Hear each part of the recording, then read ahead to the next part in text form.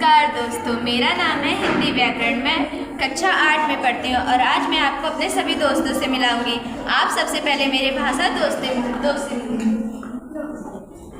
नमस्कार दोस्त, मेरा नाम भाषा है, जिसके द्वारा हम अपने भाव या विचारों को आदान प्रदान कर सकते हैं, उसे भाषा कहते हैं। और मेरे दो दोस्त हैं, मौखिक भाषा और लिखित भाषा। नमस्कार दोस्तों, मेरा नाम है मौखिक भाषा। जब मैं आपको कुछ बोलकर बताती हूँ और आप उसे सुनकर समझते हैं, या आप हमें कुछ बोलकर बताते हैं, हम उसे सुनकर समझते हैं, उसे ही मौखिक भाषा कहते हैं। यानी कि मैं हूँ, जैसे कि रेडियो सुनना, गाने सुनना आदि। नमस्कार दोस्तों, मेरा नाम लिखित भाषा है। आप जो लिखते हैं उसे हम पढ़कर समझते हैं, हम जो लिखते हैं उसे आप पढ़कर समझते हैं। वही तो मैं हूँ लिखित भाषा, जैसे समाचार पत्र, पत्रिकाएं, कंप्यूटर आदि। तो दोस्तों, आप अभी मिले मेरे दोस्त भाषा और उसके भेदों से। भाषा जिस साधन के द्वारा हम अपने मन के भाव या विचारों को एक दूसरे के समक्ष प्रकट करते हैं, उसे भाषा कहते हैं। भाषा के दो भेद होते हैं, पहला मौखिक भाषा, दूसरा लिखित भाषा। मौखिक भाषा वह भाषा होती है जिसे हम बोलकर प्रकट करते हैं और दूसरा व्यक्ति सुनकर समझता है।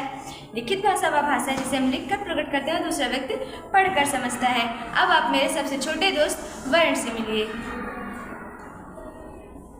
नमस्ते दोस्तों, मेरा नाम वर्ण है। मैं क्लास में सबसे छोटी, इसलिए मुझे सब वर्ण कहते हैं। मेरे दो दोस्त हैं, स्वर और व्यंजन। नमस्कार दोस्तों, मेरा नाम स्वर है। मुझे अकेले काम करना पसंद है, इसीलिए लोग मुझे स्वर कहते हैं। नमस्कार दोस्तों, मेरा नाम व्यंजन है। मुझे अकेले काम करना पसंद नहीं है, इसलिए मैं स्वर की सहायता लेती हूँ, इसलिए लोग मुझे व्यंजन कहते हैं।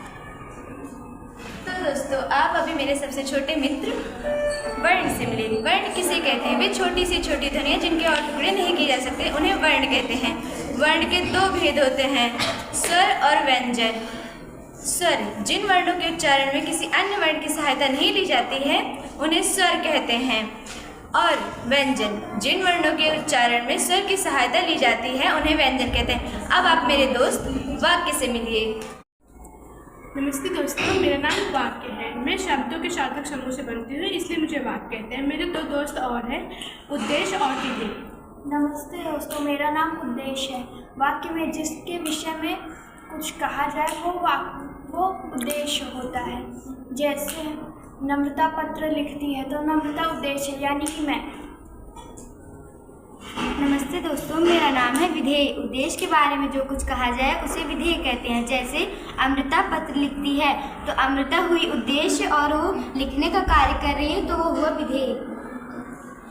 तो दोस्तों, आप अभी मेरे मित्र वर्ण वाक्य से मिले। वाक्य किसे कहते हैं? अपने भाव या विचारों को प्रकट करने के लिए शब्द के व्यवस्थित समूह को हम वाक्य कहते हैं।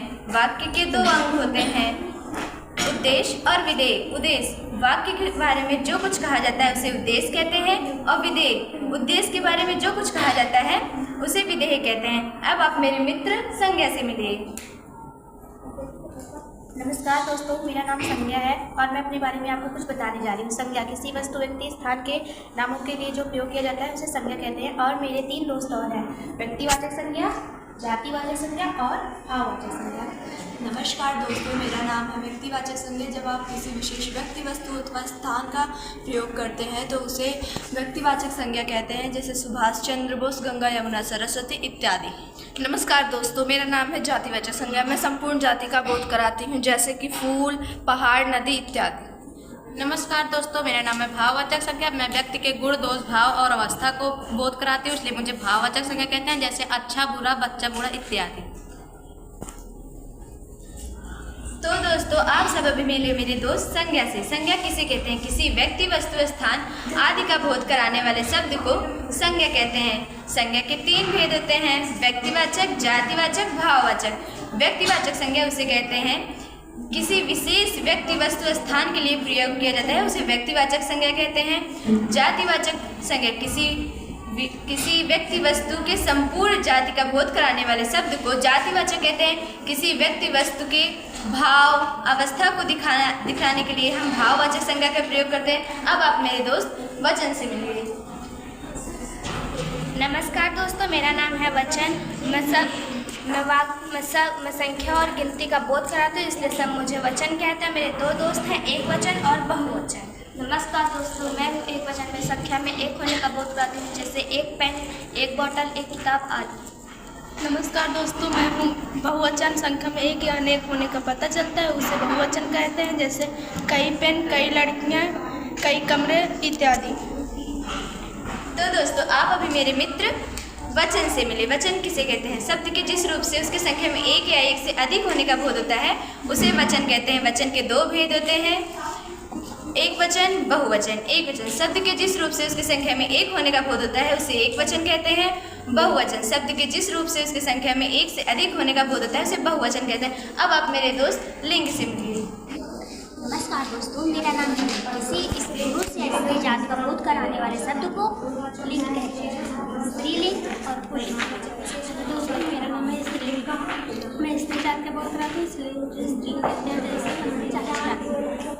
नमस्ते दोस्तों, मैं पुल्लिंग मैं पुरुष जाति का बोध कराती हूँ, इसीलिए सब मुझे पुल्लिंग कहते हैं। जैसे नाना, काका, चाचा आदि।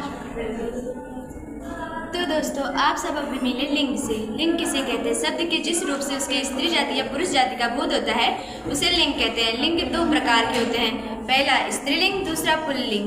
शब्द के जिस रूप से उसकी स्त्री जाति का बोध होता है उसे स्त्रीलिंग कहते हैं, और पुल्लिंग शब्द के जिस रूप से उसके पुरुष जाति होने का बोध होता है उसे पुल्लिंग कहते हैं। अब आप मेरे मित्र विशेषण से मिलिए। नमस्कार दोस्तों, मैं हूँ विशेषण। मैं संज्ञा और सर्वनाम की विशेषता बताती हूँ, इसलिए सब मुझे विशेषण कहते हैं। मेरे 4 दोस्त हैं: गुणवाचक, संख्यावाचक विशेषण, परिमाणवाचक और सर्वनामिक विशेषण। नमस्कार दोस्तों, मेरा नाम गुणवाचक विशेषण है। मैं किसी के गुण, दोष, रूप, रंग, स्वाद, आकार आदि का बोध कराती हूँ, इसलिए सब मुझे गुणवाचक विशेषण कहते हैं। नमस्कार दोस्तों, मेरा नाम संख्यावाचक विशेषण है। मैं गिनतियों का बोध कराती हूँ, इसीलिए संख्यावाचक विशेषण कहते हैं। जैसे 1 कॉपी, 2 पेन, 3 बुक आदि। नमस्कार दोस्तों, मेरा नाम परिमाणवाचक विशेषण है। मेरे द्वारा नाप और तौल का बोध होता है। जैसे 1 किलो आटा, 1 किलो चीनी, 1 मीटर कपड़ा, 2 मीटर कपड़ा। नमस्कार दोस्तों, मेरा नाम सर्वनामिक विशेषण है। मैं संज्ञा से पहले लगकर रूढ़ी और संकेत करती हूँ। जैसे वह कुर्सी संज्ञा है और वह सर्वनामिक विशेषण है। तो दोस्तों, आप सब अभी मिले मेरे मित्र विशेषण से। विशेषण किसे कहते हैं? संज्ञा या सर्वनाम की विशेषता बताने वाले शब्द को विशेषण कहते हैं। विशेषण के 4 भेद होते हैं: गुणवाचक विशेषण, संख्यावाचक विशेषण, परिमाणवाचक विशेषण, सर्वनामिक वाचक विशेषण। गुणवाचक विशेषण संज्ञा या सर्वनाम के गुण या दोष को दिखलाने के लिए हम गुणवाचक विशेषण का प्रयोग करते हैं। संख्यावाचक विशेषण का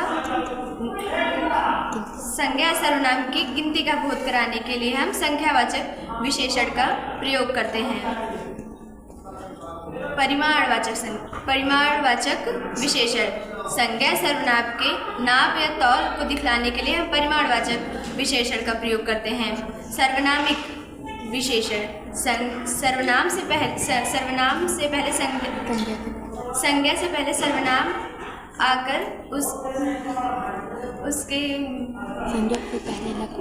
संज्ञा से पहले लगकर उसके विशेषता को बदल देता है, प्रयुक्त हो जाता है, उसे सर्वनामिक विशेषण कहते हैं।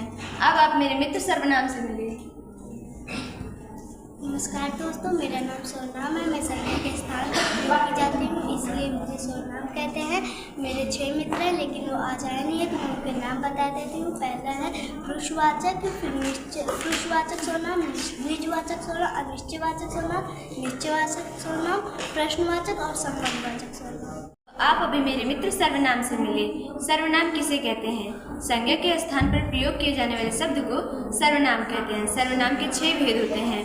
पहला पुरुषवाचक सर्वनाम, निश्चयवाचक सर्वनाम, अनिश्चयवाचक सर्वनाम, निजवाचक सर्वनाम, प्रश्नवाचक सर्वनाम, संबंधवाचक सर्वनाम। अब आप मेरे मित्र क्रिया से मिलिए। नमस्कार दोस्तों, मेरा नाम क्रिया है। मेरे ही द्वारा किसी काम को करने या होने का पता चलता है, इसलिए मुझे क्रिया कहते हैं। मेरे 2 भेद होते हैं, अकर्मक क्रिया, सकर्मक क्रिया। तो दोस्तों, आप अभी मेरे मित्र क्रिया से मिले। क्रिया किसे कहते हैं? शब्द के जिस रूप से उसके कार्य के करने या होने का पता चलता है उसे क्रिया कहते हैं। क्रिया के 2 भेद होते हैं, सकर्मक क्रिया, अकर्मक क्रिया। अब आप मेरे मित्र काल से मिलिए। नमस्कार दोस्तों, मैं काल हूँ। मैं समय का पता लगाती हूँ, इसमें मुझे सब काल कहते हैं। मेरे 3 दोस्त हैं, वर्तमान काल, भूतकाल, भविष्य। तो दोस्तों, आप अभी मेरे मित्र काल से मिले। काल से मिले। काल किसे कहते हैं? शब्द के जिस रूप से उसके कार्य के करने या होने के समय का पता चलता है उसे काल कहते हैं। काल के 3 भेद होते हैं, भूतकाल, भविष्यकाल, वर्तमान काल। अब आप मेरे मित्र शब्द से मिलिए। नमस्कार दोस्तों, मेरा नाम शब्द है। वर्ड के मेल से बने सार्थक और स्वतंत्र भाषा का इकाई शब्द कहलाते हैं। मैं वर्ड के साथ रहती हूँ, इसीलिए मुझे सब शब्द कहते हैं। तो दोस्तों, आप सब अभी मिले मेरे मित्र शब्द से। शब्द किसे कहते हैं? वर्णों के मेल से बने सार्थक और स्वतंत्र इकाई को शब्द कहते हैं। मैं इस एक्टिविटी के लिए अपनी गरिमा मैम को धन्यवाद करती हूँ जो हमें पढ़ाती है।